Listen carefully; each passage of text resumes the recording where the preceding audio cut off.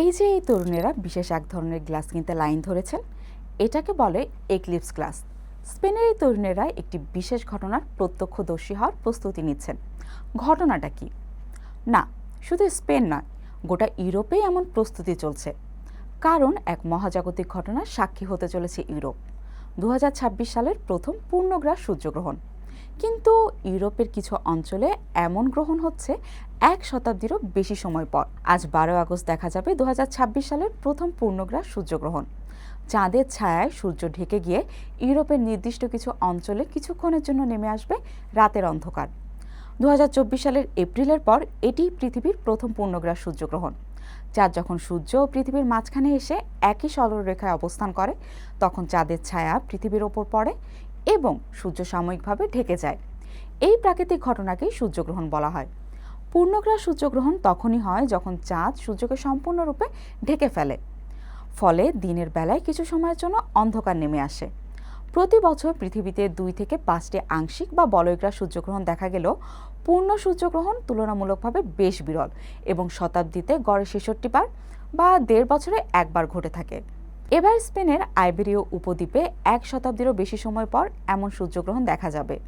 চাঁদ পৃথিবীর সবচেয়ে কাছে অবস্থান করায় একে সাধারণ সময়ের চেয়ে বড় দেখাবে আর গ্রহণের স্থায়িত্ব হবে বেশি। বোনাস হিসেবে একই রাতে উপভোগ করা যাবে পারসেইড উল্কাপাতের চোখ ধাঁধানো দৃশ্য।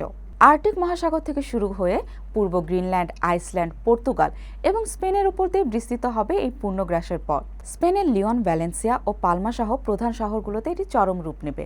তবে ভৌগোলিক অবস্থানের কারণে ভারতীয় উপমহাদেশ থেকে মধ্যরাতের এই বিরল দৃশ্য সরাসরি দেখা যাবে না।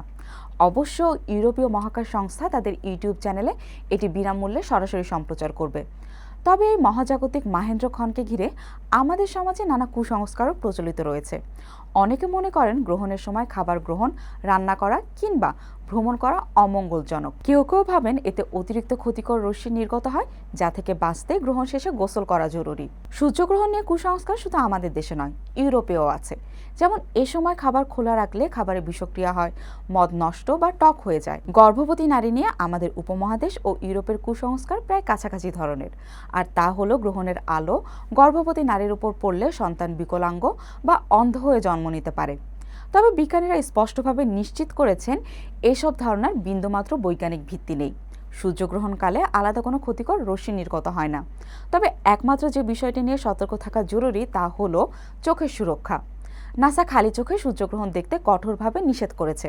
মূল বিষয় হলো সাধারণ দিনে সূর্যের তীব্রতার কারণে আমরা খালি চোখে তাকাই না, কিন্তু গ্রহণের সময় প্রখরতা কম থাকায় মানুষ খালি চোখে দীর্ঘক্ষণ তাকিয়ে থাকে, যা চোখের স্থায়ী ক্ষতি করতে পারে। তাই নিরাপদ চশমা ব্যবহার করে এই বিরল মহাজাগতিক দৃশ্য উপভোগ করা উচিত। অনেকে সাধারণ সানগ্লাস বা এক্স-রে দিয়ে সূর্যগ্রহণ দেখার চেষ্টা করে। এটি একদম করা যাবে না। এর বদলে টেলিস্কোপ, বাইনোকুলার, ক্যামেরা লেন্সের সামনে সার্টিফাইড সান ফিল্টার দিয়ে সূর্যগ্রহণ নিরাপদে উপভোগ করা যায়। সবচেয়ে ভালো হয় আইএসও সার্টিফাইড বিশেষ এক্লিপস গ্লাস ব্যবহার করা। তাই নিরাপদে সূর্যগ্রহণ উপভোগের জন্য স্পেন সরকার 2 মিলিয়ন এক্লিপস গ্লাস বিতরণ করেছে।